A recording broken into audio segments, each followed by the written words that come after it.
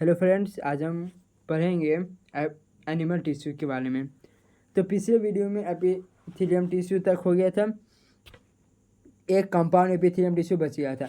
तो compound epithelium tissue को इस वीडियो में कवर कर लेंगे। तो हम पर इसको पढ़ लेते हैं। कंपाउंड एपिथेलियम टिश्यू क्या होता है? ऐसा एपिथेलियम टिश्यू जो मैनी लेयर से बना हुआ रहता है, यानी इसका एपिथेलियम टिश्यू जो होगा एक से ज़्यादा लेयर होगा, इसका एक से ज़्यादा लेयर होगा, जिसको हम कहते हैं कंपाउंड एपिथेलियम टिश्यू। ये माउथ में प्रेजेंट होता है। Inner lining of duct of salivary gland, pancreatic ducts और एपिडर्मिस ऑफ स्किन, ये सब जगह पे प्रेजेंट होता है कंपाउंड एपिथेलियम। ये प्रोटेक्शन प्रोवाइड करता है केमिकल मैकेनिकल स्टेज से। ठीक है, आगे बढ़ने से पहले एक चीज़ का बात कर लेते हैं कि हम जो मनुष्य जो है इनको ट्रिप्लोमैट्रिक कहा जाता है, ट्रिप्लोमैट्रिक कहा जाता है। ठीक है, तो ट्रिप्लोमैट्रिक इसे कहा जाता है क्योंकि जो हमारा जो स्किन जो होता है ना, वो 3 लेयर से बना हुआ रहता है, इसलिए ट्रिप्लोमैट्रिक कहा जाता है। अब 3 लेयर कौन कौन है? तो देखो, सबसे ऊपर का जो लेयर होता है वो होता है एपिडर्मिस। कौन सा? एपिडर्मिस। सबसे ऊपर का लेयर को एपिडर्मिस। बीच का जो लेयर होता है इसको मेसोफिल, इसको हम कहते हैं मेसोफिल। और जो नीचे का जो लेयर होता है इसको कहते हैं एपोडर्मिस, एपोडर्मिस। ठीक है, अब एपी मतलब होता है अबव, अबव। मेसो मतलब हो गया बीच, यानी सेंटर, सेंटर लिख दे। और एपो मतलब होता है नीचे, सबसे नीचे का लेयर जो होगा बॉटम। ठीक है, अब जब कभी भी चोट लगता है स्किन पे और स्किन जब सिला जाता है तो अंदर में एक वाइट कलर का एक लेयर दिखाई देता है, तो वो कौन सा हो गया? मेसोफिल होता है। ठीक है, अब हम जो बात करेंगे वो होगा कनेक्टिव टिश्यू के बारे में। तो ये जो कनेक्टिव टिश्यू है ना, responsible for connecting different parts of the body. अलग अलग पार्ट्स जो होता है बॉडी का, इसको कनेक्ट करने का काम करता है फिजिकली, और transporting substance from one part two another. ये दो तरह से करता है, फिजिकली करता है, ट्रांसपोर्ट करके करता है। जैसे लेगामेंट जो होता है वो बोन के साथ जोड़ के रखने का काम कर रहा है, तो ये फिजिकली कर रहा है। लेकिन जो ब्लड जो होता है वो ऑक्सीजन का ट्रांसपोर्ट करता है एक जगह से दूसरी जगह। और तो ये भी क्या कर रहा है? कनेक्शन का काम कर रहा है, लेकिन ये ट्रांसपोर्ट करके कर रहा है। ठीक है, कनेक्टिव टिश्यू में ब्लड को छोड़ के जितने भी सेल हैं वो सब फाइबर सीक्रेट करते हैं। फाइबर जैसे कोलेजन फाइबर, एलास्टिन फाइबर, ये सब हो गया। ठीक है, इसलिए इसलिए ब्लड को फाइबरलेस कनेक्टिव टिश्यू कहते हैं। इसे ब्लड को फाइबरलेस कनेक्टिव टिश्यू कहा जाता है। ठीक है, फाइबरलेस कनेक्टिव टिश्यू कहते हैं। चलो अब इसका टाइप्स देख लेते हैं। इसके नेचर ऑफ मैट्रिक्स के नेचर पे इसको 3 टाइप्स में डिवाइड किया है। पहला था कनेक्टिव टिश्यू प्रॉपर, ठीक है, स्केलेटन टिश्यू और fluid connective tissue. Fluid connective tissue को वस्क्यूलर कनेक्टिव टिश्यू भी कहते हैं, वस्क्यूलर कनेक्टिव टिश्यू भी कहते हैं। ठीक है,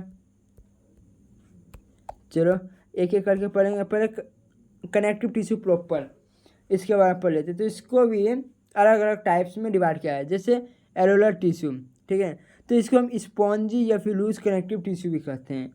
इसके पास मैक्सिमम इंटरसेलुलर स्पेस होता है, क्या मैक्सिमम इंटरसेलुलर स्पेस और मैट्रिक्स भी प्रेजेंट होता है। ठीक है, ये वाइट कोलेजन फाइबर और येलो एलास्टिन फाइबर, ये 2 अलग अलग फाइबर से ये बना हुआ रहता है।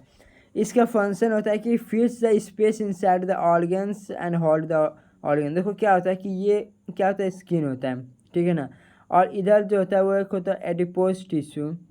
तो ये दोनों स्किन और एडिपोज टिश्यू के बीच में क्या होता है? यहाँ पे एक स्पेस होता है इस जगह पे। तो इस जगह पे जो स्पेस जो होता है ना, तो एलोलर टिश्यू ही यहाँ पे एलोलर टिश्यू ये स्पेस को क्या करता है? फिलअप कर देता है।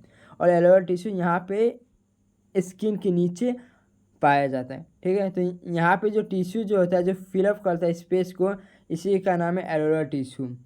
ठीक है, it helps in tissue repair of muscles and skin. यहाँ पे स्किन होगा, यहाँ क्या होगा? स्किन होगा। ठीक है, skin after an injury. It acts as supporting and packaging tissue. It helps in fighting against foreign substance और toxins. इसमें एक मैक्रोफेज होता है, MACROP, मैक्रोफेज, PHAGE, मैक्रो। इसमें क्या होता है, मैक्रोफेज होता है जो कि जो फॉरेजियन मटेरियल जो होता है, सब्सटेंस जो होता है, टॉक्सिन्स होता है, उससे ये लड़ता है और हमारे बॉडी को प्रोटेक्ट करने का काम करता है। ठीक है, अब इसका लोकेशन का देखें तो ये बिटवीन द स्किन के नीचे, मसल के नीचे पाया जाता है, अराउंड द ब्लड वेसल्स के अराउंड ये प्रेजेंट होता है। नर्व से हो गया, इन द बोन मेरो जो होता है वो मैट्रिक्स होता है ब्लड का, ठीक, ये बोन मेरो जो होता है वो मैट्रिक्स होता है बोन का। एडिपोज टिश्यू का बात करेंगे तो ये एक मॉडिफाइड कनेक्टिव टिश्यू होता है, इसको स्टोरेज साइट ऑफ फैट भी कहा जाता है।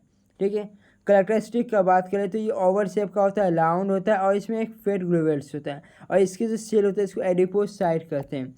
देखो टिश्यू क्या हुआ, टिश्यू मतलब होता है ग्रुप ऑफ सेल, टिश्यू मतलब हो गया एक ग्रुप ऑफ सेल, तो इसमें क्या होगा, एक ग्रुप ऑफ सेल होगा। ठीक है, इसमें क्या होता है, फेट ग्लोवेल्स होता है, क्या होगा, फेट ग्लोवेल्स, और इसमें कहीं कहीं जो होता है वो न्यूक्लियस होता है। ठीक है ना, छोटा होता है, इसमें क्या होता है, न्यूक्लियस होता है, और यहाँ क्या गया, साइटोप्लाज्म होता है। ठीक है, तो ये क्या है, ये टिश्यू है, ये टिश्यू है, और ये जो है फैट ग्लोवेल्स जिसमें कि फैट स्टोर होता है। ठीक है, अब इस टिश्यू का जो सेल है इसको हम कहते हैं एडिपोसाइड है, एडिपोसाइड्स। ठीक है ना, जहाँ पे भी साइड सुनने को मिल जाए, वहाँ होता है सेल। जहाँ पे भी तुमको साइट दिखे मतलब उसका अर्थ हो गया सेल, उसका मीनिंग हो गया सेल। ठीक है,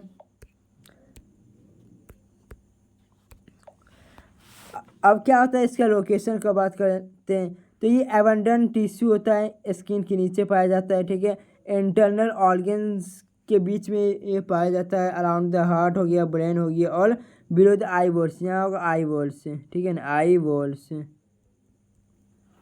होगा। ठीक है, एक चीज़ और कि जो मोटा इंसान होता है ना, इसको ठंडा के समय इसको कम ठंडा लगता है एक पतले इंसान से। क्या होता है कि इसका जो स्किन जो होता है ना, ठीक है, और इसके नीचे जो एडिपोज टिश्यू जो होता है, ठीक है, और ये एक पतले इंसान का जिसके नीचे क्या होता है, एडिपोज टिश्यू। अब इस मोटे इंसान में क्या होता है कि जो फैट जो होता है वो ज़्यादा मात्रा में होता है। ठीक है, फैट ज़्यादा मात्रा में होता है, लेकिन एक पतले इंसान में फैट कम होता है, ठीक है, अब क्या होता है कि इसके अंदर का जो हीट जो होता है इसको एस्केप होने नहीं देता है, शरीर से बाहर निकलने नहीं देता है, लेकिन एक पतले इंसान में हीट को बाहर निकलने दे देता है क्योंकि ये इसे रोक नहीं पाता है। ठीक है ना, तो जिस कारण से एक मोटा इंसान को कम ठंडा लगता है ठंडा के समय पतले इंसान से। अब फंक्शन देख लेते थे, एक इंसुलेटर जैसे काम करता है जो लॉस ऑफ हीट को प्रिवेंट करके यानी रोक के रखता है। ठीक है, यानी कि ये बाहर निकलने नहीं देता है बॉडी से। ठीक है, एक्सेस न्यूट्रिएंट्स जो होता है इसको फैट में कन्वर्ट कर देता है और ये इस टिश्यू में स्टोर कर देता है, इसको फैट रिजर्वर भी कहते हैं। ठीक है ना, टेंडन का बात करें तो ये ठीक होता है, इन इलास्टिक होता है, और पेरियल bundles of white collagen fibre, ये क्या होता है कि वाइट कोलेजन फाइबर से ये बना हुआ रहता है। टेंडन जो होता है वो मसल को बोन के साथ कनेक्ट करने का काम करता है। ठीक है, इसका जो सेल जो होता है मतलब जो इलोंगेटेड फाइब्रोब्लास्ट जो होता है वो कॉन्टिन्यूस लोस अरेंज होता है। अब ये फाइब्रोब्लास्ट क्या होता है तो इसके बारे में जानेंगे। तो ये फाइब्रोब्लास्ट क्या होता है, देखो ये हो गया एक टिश्यू, इसमें हो गया ग्रुप ऑफ सेल। अब ग्रुप ऑफ सेल में होगा मैट्रिक्स, ठीक है, मैट्रिक्स बना दें। अब इस मैट्रिक्स में क्या होगा कि अलग अलग प्रोटीन मिलना भरा होगा, ठीक है, अलग अलग प्रोटीन होगा, मिनरल्स होगा, ये सब होगा। अब ये प्रोटीन और मिनरल्स को कौन प्रोड्यूस करता है? ये जो सेल जो है वही इसको प्रोड्यूस करता है। ये जितने भी प्रोटीन मिनरल्स ये जो साइटोप्लाज्म में होते हैं वो ये सेल इसको प्रोड्यूस करते हैं, ठीक है। तो इसी सेल को फाइब्रोब्लास्ट कहते हैं, इसी सेल को फाइब्रोब्लास्ट कहते हैं, इसी सेल को फाइब्रोब्लास्ट कहते हैं, ठीक है। अब इसका फंक्शन देखते हैं। तो it is flexible so that it can bend at joints. ये फ्लेक्सिबल होता है और जहाँ पे भी जॉइंट मतलब जहाँ पे एक मसल और बोन क्या होता है कनेक्ट रहता है, तो इसको क्या कहते हैं जॉइंट, ठीक है। तो ये क्या करता है बैंड करने में हेल्प करता है और साथ में मूवमेंट में भी हेल्प करता है, ठीक है, लिम्स की मूवमेंट में भी हेल्प करता है। ये एक शॉक एब्जॉर्बर है, शॉक एब्जॉर्बर जिसे एक काम करता है और साथ में एक prevent potential damage to muscle, ठीक है। आगे बढ़ते हैं, लिगामेंट के बारे में पढ़ेंगे। तो लिगामेंट टफ होता है, इलास्टिक होता है, इलास्टिक बंडल्स, और ये येलो कोलेजन फाइबर से ये बना हुआ रहता है, ठीक है ना। फाइब्रोब्लास्ट जो होता है वो इरेगुलर स्केटर होता है और इसमें क्या होता है दो bone connect to bones together. एक इसमें क्या होता है कि एक बोन दूसरे बोन से इसमें कनेक्ट रहता है, ठीक है ना, एक बोन है जो दूसरे बोन से इसमें कनेक्ट रहता है, ठीक है। ये नी हो गया, एंकल्स हो गया, एल्बो हो गया, ये सब जगह पे प्रेजेंट होता है। फंक्शन इसका है कि ये सपोर्ट प्रोवाइड करता है, स्ट्रेंथ प्रोवाइड करता है टू द जॉइंट्स, जॉइंट को ये सपोर्ट देता है, ठीक है, और इसके मूवमेंट को लिमिट करता है। ये बोन को बांध होल्ड करके रखने का काम करता है एक दूसरे को, क्या है कि बोन को होल्ड करने का काम लगता है। ये प्रिवेंट डिसलोकेशन ऑफ बोन्स, इसकी जिम्मेदारी ये है कि बोन जो है वो अपना पोजीशन से ना हटे, ठीक है। यहाँ पे है कि it prevents dislocation of bones. चलो आगे चलते हैं। अब स्केलेटन टिश्यू, तो it is a type of connective tissue होता है। इसका जो मैट्रिक्स डेंस होता है, इसका मैट्रिक्स डेंस इसलिए होता है क्योंकि इसका जो मैट्रिक्स जो होता है वो सॉलिड स्टेट में होता है, सॉलिड मैट्रिक्स होता है इसका। बोन का और कार्टिलेज का जो मैट्रिक्स जो होता है वो सॉलिड होता है, ठीक है ना, याद रखना, ठीक है। And mineralize due to the deposition of minerals and become hard. ये क्या होता है, ये हार्ड होता है। अभी बताएं कि इसका जो होता है सॉलिड वो हार्ड होता है, ये मैट्रिक्स जो होता है वो सॉलिड होता है और साथ में ये हार्ड भी होता है। हार्ड होने का कारण ये है कि इसमें बहुत अलग अलग मिनरल्स है जो डिपोजिट होता है इस पर, ठीक है, जो कि इसको हार्ड बना लेता है, जैसे कैल्शियम फॉस्फेट, कैल्शियम कार्बोनेट, ये सब हो गया। जो मेन कंपोनेंट्स स्केलेटन टिश्यू का है वो है बोन और कार्टिलेज, ये दो हैं, ठीक है। तो मैट्रिक्स और बोन जो होता है वो हार्ड होता है, क्यों? क्योंकि इसमें अलग अलग मिनरल्स होता है, जैसे कैल्शियम फॉस्फेट, कैल्शियम कार्बोनेट 60 से 70% होता है बोन में, सोडियम क्लोराइड, ये सब अलग अलग मिनरल्स इसमें प्रेजेंट होता है। और एक प्रोटीन होता है जिसका नाम ऑसिन है, ऑसिन प्रोटीन है। अब क्या होता है कि बोन सेल को ओस्टियोब्लास्ट कहते हैं। क्या होता है, बोन सेल जो होता है इसको ओस्टियोब्लास्ट कहते हैं। Are embedded in this hard matrix, each bone cell is enclose in a small cavity called lacunae. एक बोन सेल जो होता है एक स्मॉल कैविटी में इनक्लोज होता है जिसको लुकीनी बोलते हैं। All Lucini present in the bone communicate with each other with the help of canaliculi, which is a network of fine canals. तो इसका क्या मतलब हुआ? तो इसका मतलब ये हुआ कि ये जो बोन जो होता है, ठीक है, ये अंदर का बता रहे हैं, हेवर्सन कैनाल का बता रहे हैं, इसमें हेवर्सन कैनाल का। तो ये क्या है, एक हेवर्सन कैनाल है, JVERSI, हेवर्सन कैनाल। तो हेवर्सन कैनाल में क्या होता है कि जब कभी भी हड्डी में चोट लगता है, ठीक है ना, तो इसमें लुकीनी होता है। क्या होता है, लुकीनी, इसमें लुकीनी होता है। लुकीनी क्या करता है ना कि और ये जो होता है ना हेवर्सन कैनाल, इसमें नर्व इम्पल्स जैसे नर्व हो गया, ब्लड वेसल्स हो गया, तो ब्लड वेसल्स तो ये सब क्या होता है ना, ये सब इसमें अटैच होते हैं, जुड़ा हुआ रहता है।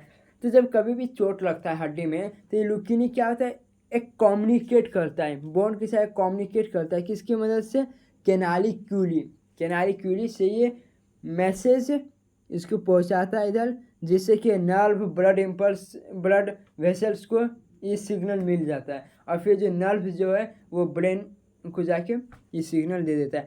तो देखो क्या होता है कि जब हड्डी में चोट लगता है, रिपीट कर रहा हूँ कि जब हड्डी में चोट लगता है तो इसमें लुकीनी होता है, लुकीनी पर्जेंट होता है जो कम्युनिकेशन में हेल्प करता है। तो जब कभी भी चोट लगता है तो वो लुकीनी कम्युनिकेट करता है, ठीक है ना। ये कम्युनिकेट करता है किसकी मदद से, कैनालिक्यूली से मदद से वो कम्युनिकेट करके सिग्नल्स को ब्लड वेसल्स, नर्व पल्स ये सब को देता है, नर्व सेल ये सब को ये देता है, और ये सब जो है वो क्या होता है, ब्रेन को सिग्नल पहुंचाता है, ठीक है। तो यहाँ पे बोला था कि यहाँ पे था कि जो लुकीनी जो होता है ना पर्जन इन बोन में होता है, जो communicate with each other with the help of canaliculi which is a network of fine canals. The bone marrow जो होता है is a set of production of blood cells. Bone marrow जो होता है, अब देखो ब्लड सेल का जो प्रोडक्शन होता है, ब्लड सेल का जो प्रोडक्शन होता है वो कौन करता है, बोन मेरो ब्लड सेल का जो प्रोडक्शन होता है वो कौन करता है, बोन मेरो, और ये होता भी किसमें, बोन मेरो में, ठीक है। बोन जो होता है एक इंडोस्केलेटन फॉर्म करता है, ठीक है ना, एक इंडोस्केलेटन ये फॉर्म करता है। चलो अब इसका आगे बात करेंगे इसका फंक्शन का। इसका फंक्शन ये है कि यह हार्ड इंडोस्केलेटन फॉर्म करता है, ठीक है, जैसे हम सब क्या इंडोस्केलेटन है। इट एंकर्स मसल का मतलब होता है कि मसल को टांग के रखने का ये काम करता है, ठीक है। And provide support to the main organs of the body. The vital organs जो होता है जैसे हार्ट हो गया, लंग्स हो गया, किडनी हो गया, ये सबको ये प्रोटेक्ट करता है, ठीक है। किससे, एक बोनाई फ्रेमवर्क, क्या होता है, बोन जो होता है एक फ्रेमवर्क बनाता है हमारे बॉडी में, जो कि जो विटल ऑर्गन जो होता है इसको प्रोटेक्ट करने का काम करता है। जो लेड बोन मेरो जो होता है side of the formation blood cell, जो ब्लड सेल जो बनता है, ठीक है ना, फॉर्मेशन जो होता है ब्लड सेल का, फॉर्मेशन जो होता है ब्लड सेल का, फॉर्मेशन ऑफ ब्लड सेल, तो ये होता है रेड बोन मेरो में, रेड बोन मेरो में इसका फॉर्मेशन होता है, ठीक है। बोन जो होता है storehouse of the mineral, इसको storehouse of the mineral भी कहते हैं, ठीक है। आगे चलते हैं कार्टिलेज का। तो ये टिश्यू क्या होता है, एलास्टिक होता है, ठीक है, सॉफ्ट स्केलेटन टिश्यू होता है, एलास्टिक, इसके पास क्या होता है, एलास्टिसिटी होता है। अब एलास्टिसिटी क्यों होता है, इसके पास एक प्रोटीन होता है कॉन्ड्रिन प्रोटीन के कारण इसके पास एलास्टिसिटी होता है। सेल्स ऑफ द कार्टिलेज का जो सेल जो होता है इसको कॉन्ड्रोब्लास्ट कहते हैं, जैसे ये टिश्यू हो गया और ये सेल हो गया, ठीक है। तो ये जो टिश्यू है कौन सा टिश्यू है, कार्टिलेज टिश्यू, तो इसके अंदर का जो सेल होगा इस सेल का नाम क्या है, कॉन्ड्रोब्लास्ट, ठीक है। Cartilage cover a tough fibrous membrane, ये जो कार्टिलेज होता है वो टफ फाइब्रस मेम्ब्रेन से ये कवर होता है, जिसको पेरिकॉन्डिलियम कहते हैं, ठीक है ना। क्या होता है, जो कार्टिलेज होता है cover a tough fibrous membrane से ये कवर्ड होता है, जिसको पेरिकॉन्डिलियम कहते हैं। इसका लोकेशन है कि it is found at the joints of bones, जहाँ पे एक क्या होता है, दो अलग अलग बोन्स या दो से ज़्यादा बोन्स ज्वाइंट करता है, कनेक्ट रहता है, इसको ज्वाइंट करते हैं, तो वहाँ पे पर्जेंट होता है। साथ में ये नोज में पर्जेंट होता है, जैसे नोज को अगर तुम टच करोगे तो क्या होगा, ये फ्लेक्सिबल लगता है, ठीक है ना। इधर क्या होता है, फ्लेक्सिबल होता है। आई ईयर जो है वो भी क्या होता है कि फ्लेक्सिबल होता है। तो ये सब जगह पे क्या होता है, कार्टिलेज टिश्यू प्रेजेंट होता है। ट्रेकिया, ये सब जगह पे कार्टिलेज टिश्यू प्रेजेंट होता है। इसका फंक्शन है कि ये फ्लेक्सिबिलिटी प्रोवाइड करता है, साथ में ग्रेट टेंसिल स्ट्रेंथ भी प्रोवाइड करता है। ठीक है, आगे बढ़ते हैं। आगे अब हम फ्लूइड कनेक्टिव टिश्यू के बारे में पढ़ेंगे। फ्लूइड कनेक्टिव टिश्यू को वस्कुलर कनेक्टिव टिश्यू भी कहते हैं। ब्लड और लिम्फ जो होता है वो मेन कंपोनेंट होता है फ्लूइड कनेक्टिव टिश्यू का। तो आप ब्लड के बारे में पढ़ेंगे। ब्लड के बारे में आप पूरा डिटेल में पढ़ेंगे। ब्लड का पढ़ने से पहले हम कुछ थोड़ा सा बोन में थोड़ा सा देख लेते हैं।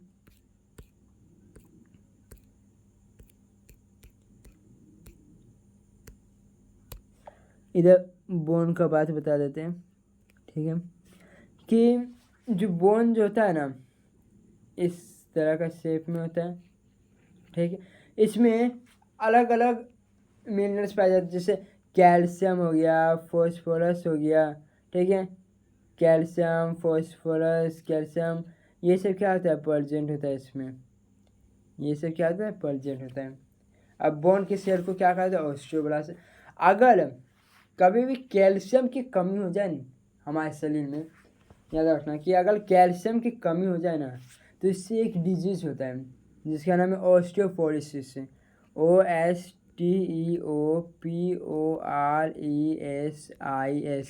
ऑस्टियोपोरोसिस। ये डिजीज होता है कैल्शियम की कमी के कारण होता है। ठीक है, चलो अब आते हैं फ्लूइड कनेक्टिव टिश्यू। तो ब्लड के बारे में पढ़ लेते हैं। तो ब्लड जो होता है एक फ्लूइड कनेक्टिव टिश्यू होता है। ठीक है, हम बता सकें कि ब्लड जो होता है एक फाइबरलेस फ्लूइड कनेक्टिव टिश्यू का कहते हैं इसको, जितने भी क्योंकि ये जो ब्लड जो है वो फाइबर सिक्रेट नहीं करता, इस चीज़ को फाइबरलेस कनेक्टिव टिश्यू कहते हैं। ठीक है, it contains plasma, RBC, WBC, platelets, ये सब इसमें प्रेजेंट होता है। अब कॉम्पोजिशन पढ़ेंगे ब्लड का। तो पहले प्लाज्मा के बारे में पढ़ लेते हैं। तो देखो,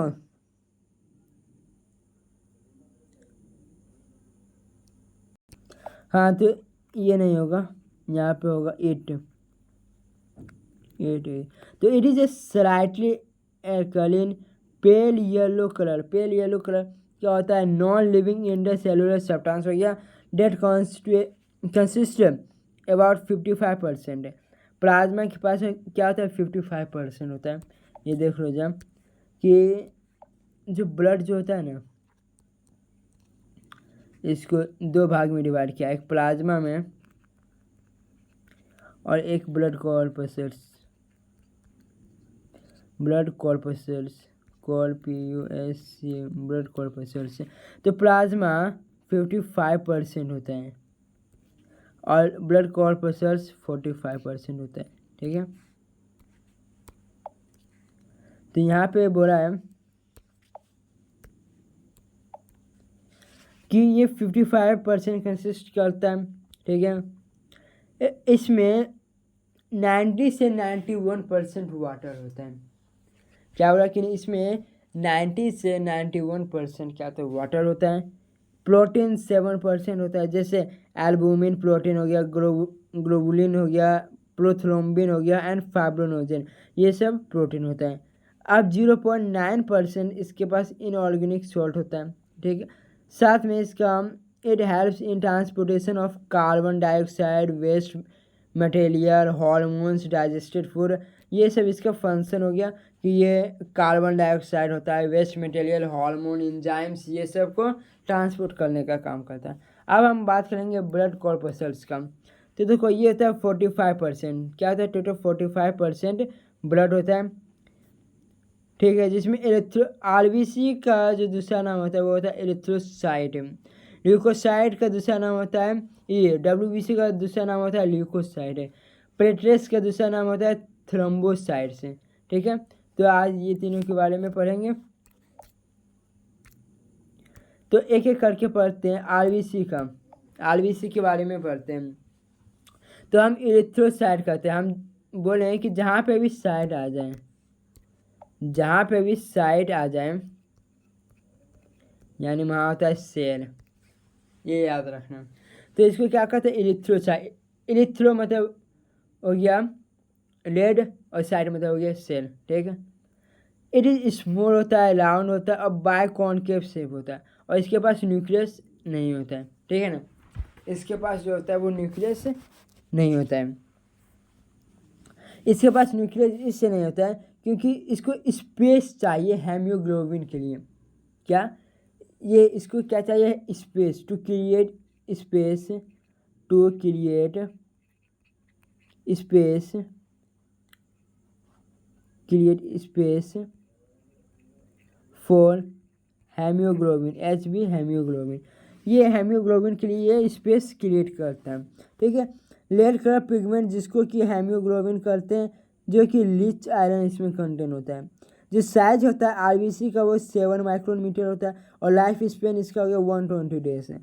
फंक्शन ये है कि हेमोग्लोबिन जो होता है RBC में ट्रांसपोर्टेशन में हेल्प करता है, ठीक है। चलो आगे चलते हैं। WBC का तो इस ये क्या होता है? इरेगुलर होता है, लार्ज साइज होता है और न्यूक्लिएटेड सेल होता है, ठीक है ना।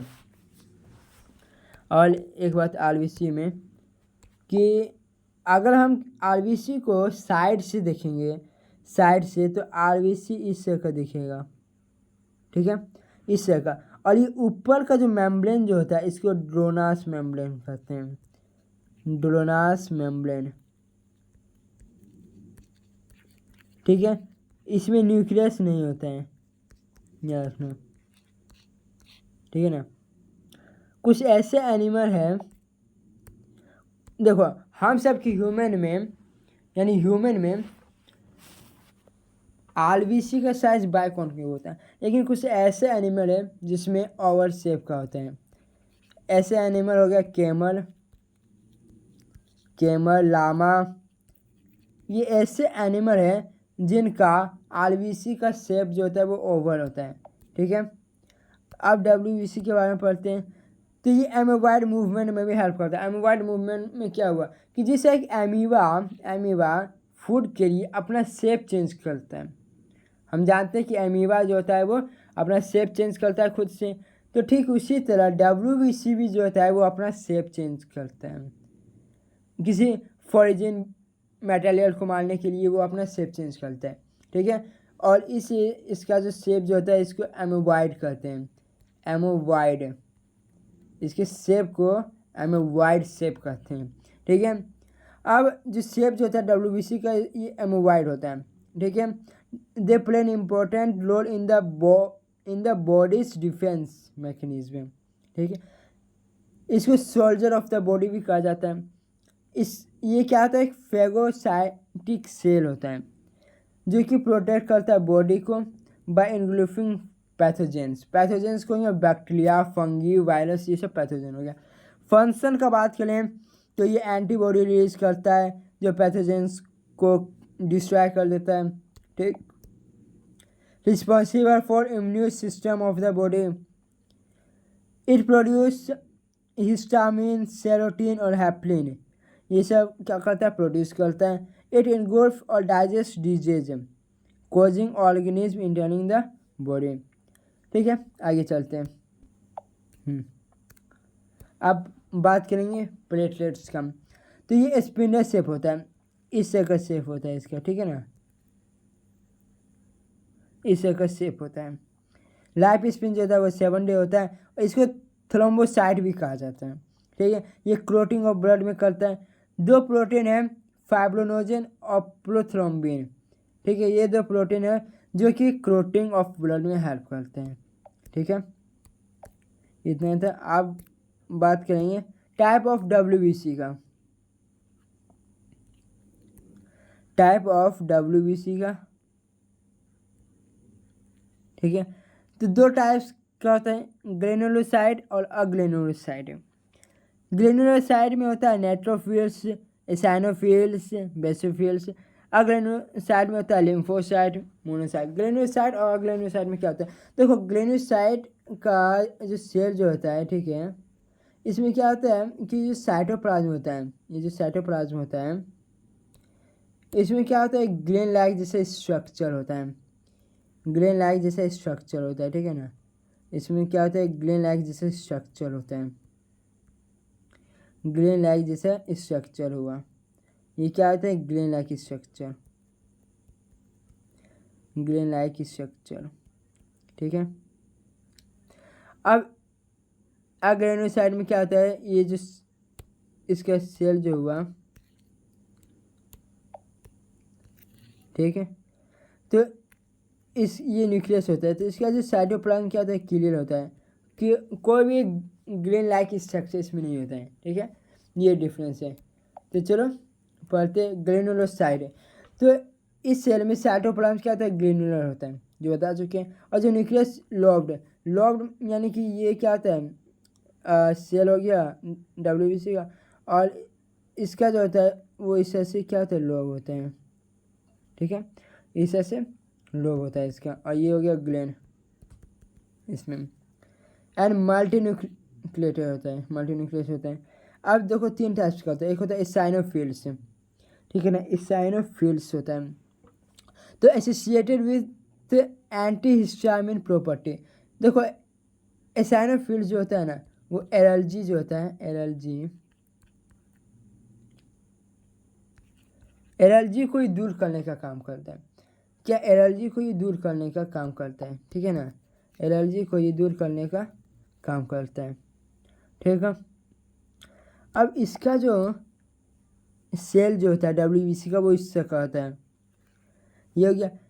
इसमें क्या होता है? बायलॉब्ड होता है, जैसे हेडफोन होता है ना, उसी तरह से, जिससे हेडफोन जो होता है इस तरह का शेप होता है। इसमें क्या होता है? ग्रेन लाइक जैसे स्ट्रक्चर होता है इसमें प्रेजेंट है। ठीक है ना, तो ये होता है एसानोफिल्स। एसानोफिल्स का इस तरह का सेल होता है। बेसोफिल ये रिलीज हिस्टामिन, सेरोटिन और हैप्लिन, ये सब क्या रिलीज करता है? देखो हैप्लिन क्या हुआ ना, कि जो ब्लड होता है, ब्लड एक लिक्विड स्टेट में होता है। ठीक है, कहीं हमारा ब्लड अंदर में, बॉडी के अंदर में कहीं अगर क्लोट ना कर जाए, यानी कि ये क्लोटिंग करने से ये रोकता है। इनसाइड द बॉडी ब्लड को क्लोट करने से रोकता है शरीर के अंदर, कि शरीर के अंदर बॉडी क्लोट ना हो, ये ब्लड क्लोट ना हो जाए। ठीक है, तो इसका काम, तो ये किसका काम है? हैप्लिन का। हैप्लिन जो होता है वो क्लोटिंग करने नहीं देता है ब्लड को। अगर क्लोट हो गया, ब्लड गाढ़ा हो जाएगा, और जिसको कि हार्ट को भी पंप करने में दिक्कत आएगा, और जिससे हार्ट क्या होगा? वीक हो जाएगा। ठीक है। सेरोटिन, सेरोटिन क्या होता है कि सेरोटिन में क्या होता है ना, जैसे क्या होता है ना, ये लेडनेस आ जाता है, कि शरीर में जो होता है वो लेडनेस आ जाता है, पेन आ जाता है। तो ये सेरोटिन जो होता है ना, वो ये सब चीज़ को ख़त्म करने का काम करता है। ठीक है, और हिस्टामिन के कारण ये लेडनेस, पेन आता है। यानी हिस्टामिन, देखो क्या हो रहा है इसमें, कि WBC में हिस्टामिन लेडनेस, पेन जो हमारे शरीर में आता है वो लाने का काम करता है, इसके कारण आता है। लेकिन सेरोटिन जो होता है ना, ये सब को हमारे बॉडी से हटाने का काम करता है, रिमूव करने का काम करता है। ठीक है। बेसोफिल का जो बनता है, बेसोफिल का, तो बेसोफिल का जो बनता है वो एस शेप जैसा होता है। ठीक है ना, एस शेप जैसा इसका न्यूक्लियस होता है। ठीक है, ये याद रखना, एस शेप जैसे इसके न्यूक्लियस होता है। अब न्यूट्रोफिल्स की बात करेंगे, तो ये डिजीज को डाइजेस्ट करता है, causing organism entering the body. अब इसका जो सेल जो होता है ना, वो मल्टी लोब्स होता है, इस तरह का शेप होता है इसका, इस तरह का शेप होता है मल्टी लोब से। ठीक है, इस तरह का शेप होता है मल्टी लोब से। अब बात करेंगे अग्रेनुलोसाइट है। ठीक है, तो इसमें साइटोप्लाज्म नॉन ग्रेनुलर होता है और क्लियर होता है। न्यूक्लियस लोब्स में इसका डिवाइड नहीं होता है। 2 टाइप्स का होता है। मोनोसाइट्स जो it include foreign bacteria and injured side. ठीक है। Lymphocyte it secrete antibody, antibody को सीक्रेट करता है to destroy microwaves and responsible for immune response, immune system होगा यहाँ पे, क्या होगा? सिस्टम होगा। Immune system of the body ये होता है। मोनोसाइट जो होता है वो लार्जेस्ट, मोनोसाइट जो होता है लार्जेस्ट WBC होता है, लार्जेस्ट WBC होता है। और इसका जो ये जो न्यूक्लियस जो होता है वो किडनी शेप जैसा होता है, ठीक है ना, किडनी शेप जैसा। क्या होता है? किडनी शेप जैसा होता है। अब जो लिम्फोसाइट जो होता है, लिम्फोसाइट का क्या होता है? स्मॉलेस्ट WBC होता है ये, स्मॉलेस्ट, ठीक है ना। और ये जो होता है अपने साइज़ के अनुसार इसका न्यूक्लियस बड़ा होता है, अपने साइज़ के अनुसार इसका जो न्यूक्लियस जो होता है वो बड़ा होता है इसके साइज़ के अनुसार, ठीक है। अब हम बात करेंगे लिम्फ क्या होता है। तो देखो ये क्या होता है? कलरलेस फ्लूइड होता है, एक कोई कलर ना होता है इसके पास, जिसके पास एक लिम्फोसाइट होता है, ल्यूकोसाइट और प्लाज्मा, ये दो चीज़ होता है इसके पास। RBC प्लेटलेट्स ये एब्सेंट होता है, ठीक है। इसमें 94% वाटर होता है, 6% प्रोटीन होता है, कार्बोहाइड्रेट हो गया, फैट हो गया, हार्मोन हो गया, ये सब होता है। इसके पास क्या होता है? इट कंटेंस लेस प्रोटीन, इसके पास जो प्रोटीन जो होता है ना वो कम होता है एज कम्पेयर टू ब्लड से इसके पास कम प्रोटीन होता है, ठीक है। फंक्शन का अगर बात करें, फंक्शन का बात करें तो लिम्फोसाइट रिस्पॉन्सिबल फॉर इम्यून